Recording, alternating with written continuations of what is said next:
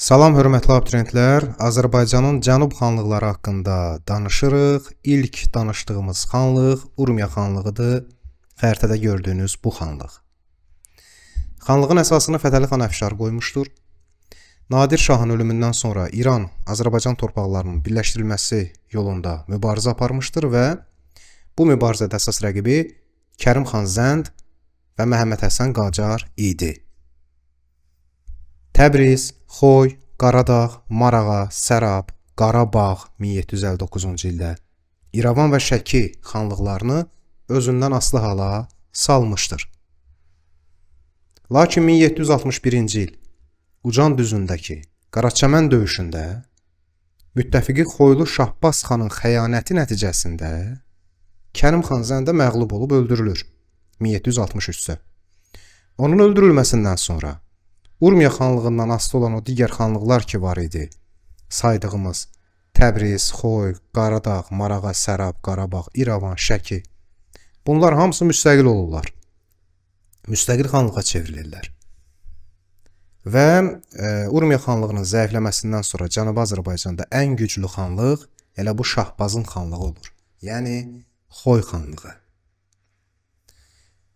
Xoy xanlığın əsasını Şahbaz xan qoymuşdu. Nadirin dövründə Xoy hakimi idi. Əvvəlcə Fətəli xan Əfşarla dostluq münasibətləri saxlasa da, dediyimiz kimi, sonradan Kərim xan Zəndə müttəfiqinə çevrilir. Əhməd xanın dövründə isə Xoy xanlığı daha da güclənir.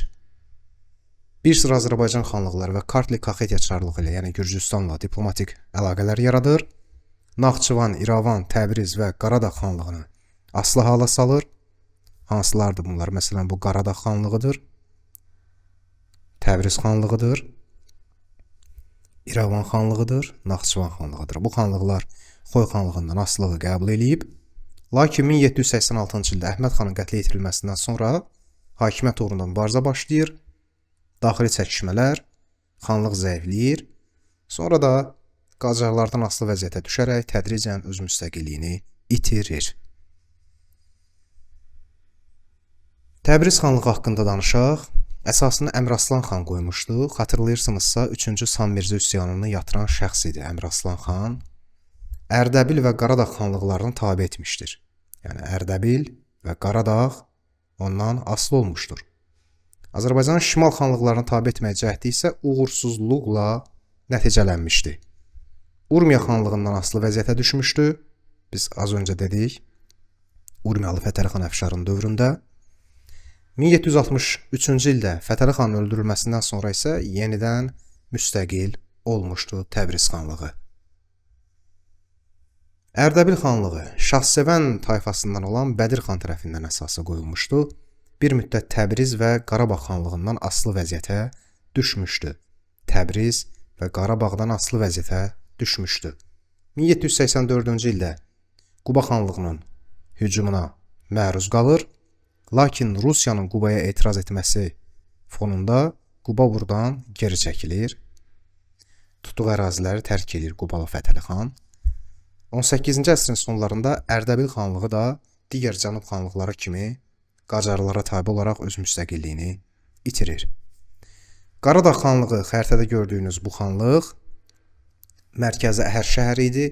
Kazım xan tərəfindən əsası qoyulmuşdu. Urmiya və Qarabağ xanlıqlarından asılı hala düşmüşdü.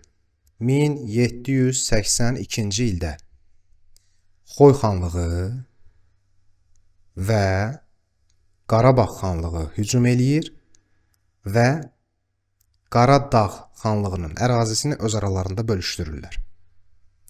1782-ci ildə Xoy və Qarabağ xanlığının birləşmiş qüvvələri tərəfindən onun müstəqilliyinə son qoyulur və bizim ilk süqut eləyən xanlığımız kimi tarixə düşür. Maku xanlığı Səfəvilər dövründə Çuxursəd bəylərbəyliyinin tərkibində olmuşdur. Ümumiyyətlə, Çuxursəd bəylərbəyliyi bu regiondur. Çuxursəd bəylərbəyliyinin ərazisində yaranan xanlıqlar biri Makudur, biri Naxçıvandır, biri İrəvandır. Maku xanlığın əsasını Bayat tayfasından Əhməd xan qoymuşdu. O da digər Azərbaycanın cənub xanlıqları kimi 18-ci əsrin sonlarında Qacarlardan asılı vəziyyətə düşmüşdü. Sərab xanlığı Türk Şəqqaqi tayfasının başçısı Əli xan tərəfindən yaradılmışdı. Əlixan Məhəmməd Həsən xan Qacarla mübarizədə öz müstəqilliyini saxlayır, Kərim xanın formal hakimiyyətini qəbul eləyir. Sadıq xanın dövründə isə xanlıq daha da güclənmişdi. Sərəb xanlığı da 18-in sonlarında Qacarların tərkibinə daxil edilmişdi. Marağa və Zəncan xanlıqları haqqında danışaq. Marağa xanlığı əsasını Müqəddəm tayfasından Əliqulu xan qoymuşdu. 18-ci əsrin sonlarında Qacarların tərkibinə daxil edilmişdi. Zəncan xanlığının əsasını Əfşar tayfasından Zülfüqar xan qoymuşdu. Öncə Zəncan valisi olmuşdu. Zəncan xanlığı bir müddət Qəzvini özünə tabe etmişdir. 18-ci əsrin sonlarında Qacarlar dövlətinin tərkibinə daxil edilmişdir. Azərbaycanın cənub xanlıqları haqqında qısa video dərsi sizə təqdim etdik. Xəritələrə xüsusi diqqət yetirin, xanlıqların yerini öyrənin. Vəsaitimizdən mövzunu oxuyun.